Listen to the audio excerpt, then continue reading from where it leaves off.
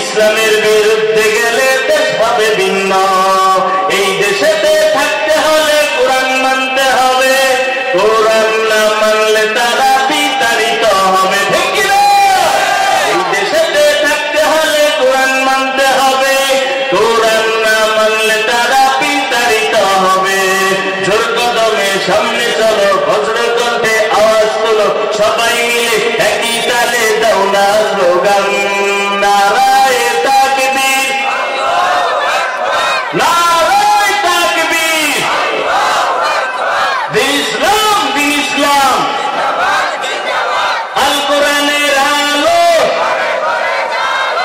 আল হাদিসের আলো, নারায়ে তাকবীর। জোরে করে আলহামদুলিল্লাহ।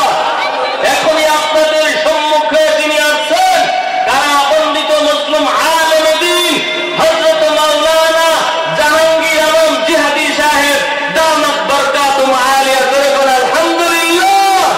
তিনি যখন ঘুম ছিলেন, পুরা থানার মানুষ তখন এক পর্যায়ে ঘুমের ভিতরে ছিল, ঠিক মতো আন্দোলন পর্যন্ত করতে পারে নাই। আমরা সবাই গিয়েছিলাম আন্দোলন করার জন্য ২৫০০ ময়দানে, শাখারে প্রশাসন দেয় নাই, ওই ক্ষমতাসীন লোকেরা দেয় নাই, আমাদের মজলুম ভাই খোঁজ খবর পাই না, এই কথাটাও বলার সুযোগ দেয় না। আজ আমাদের সবাই দিকে খোলা ময়দানে কথা বলবো, কোন বেঈমান নাস্তিক ইসলাম বিদ্বেষীরা আজও আমাদের বাধা দিয়ে রাখতে পারবে না। জোরে বলেন ঠিক কি না? এই জাহাঙ্গীর আলম জিহাদি সাহেব আগেও যেরকম ভাবে উগ্র কণ্ঠে আপনি বলেছেন, এখনো বলবেন, মরণ পর্যন্ত বলে যাবেন ইনশাআল্লাহ। তবে আপনাদের সমর্থ থাকতে হবে। জোরে বলেন ঠিক কিনা?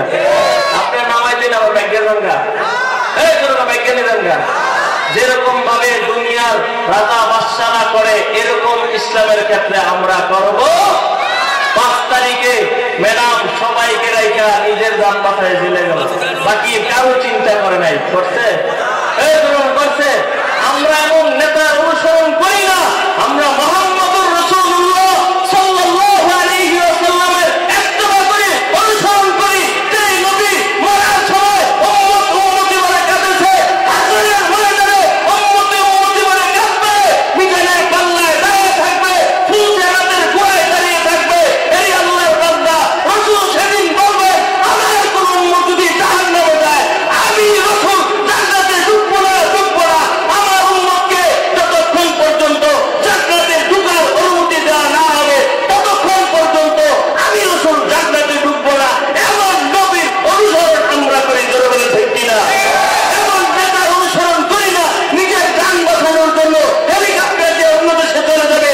বাংলাদেশের হাজার হাজার নেতা কর্মী আজ অসহায় হয়ে গেছে। জোরে বলেন ঠিক কিনা? আল্লাহ আমাদের সবাইকে হকের উপর মজবুতির সাথে অটল থাকার তৌফিক দান করে। জোরে বলেন আমিন। ওয়া আখিরু দাওয়ানা আলহামদুলিল্লাহি রাব্বিল আলামিন। আসসালামু আলাইকুম ওয়া রাহমাতুল্লাহি ওয়া বারাকাতুহু।